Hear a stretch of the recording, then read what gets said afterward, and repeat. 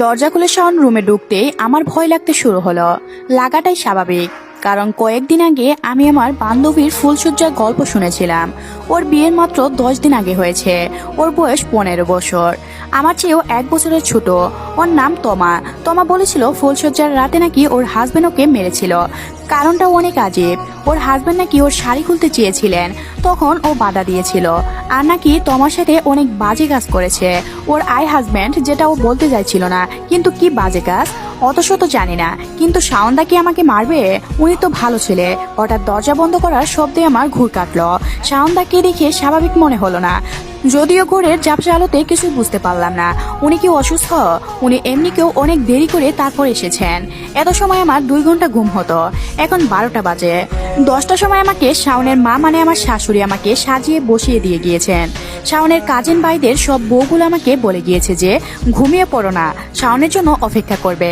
আমি শুধু মাথা নাড়ছিলাম। বাড়ির বড়রা অর্থাৎ শাওনের কাকিমা, পিসিমণি আর কে কে যেন বলল আজ স্বামী যা চাই তাই দিবে। স্বামী মানে তো শাওন দাদা, কিন্তু আমার কাছে কি চাইবে?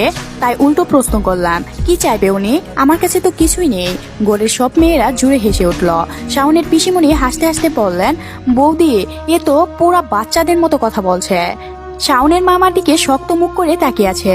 গ্রামের মেয়েরা একটু কমই বুঝে বলে হেসে দিল শাওনের এক কাজিন। আজ সবই বুঝে যাবে, যাই হোক সবাই বের হও এখন, শাওনকে পাঠায় বলে শাওনের কাকিমণি। সবাই মুস্কি হাসলো। আমিও বুঝতে পারছিলাম না কি হচ্ছে আমার সাথে। সবাই যাওয়ার সময় ঘর অন্ধকার করে দিয়ে গিয়েছে। অন্ধকার আমার ভাল লাগে না, তাও বসে আছি। মরিচ বাতিগুলা হালকা আলো ভালোই লাগছে। যাই হোক বর্তমানে সময় আসা যাক। আমি ঘাট থেকে নেমে উনার কাছে গেলাম। শাওনদা দরজা হেলান দিয়ে দাঁড়িয়েছিল।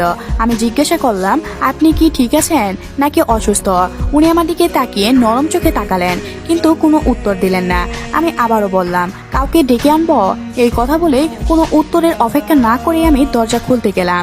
তখনই উনি হঠাৎ আমার হাত ধরলেন। আমি ভয় পেয়ে গেলাম।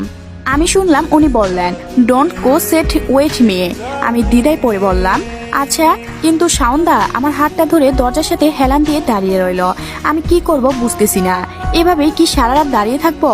আমি কয়েক মিনিট পর হাতটা ছাড়িয়ে নিয়ে বিছানার দিকে যেতে লাগলাম। তখন শাওনদা বলল, সব তোমার নাটক ছিল, সব মিথ্যা ছিল। আমি ঘুরে তাকালাম, কারণ শাওনদা কি বলছে কিছুই বুঝলাম না। উনি কি মদ খেয়েছেন? এজন্যই কি 2 ঘন্টা দেরি করে এসেছেন?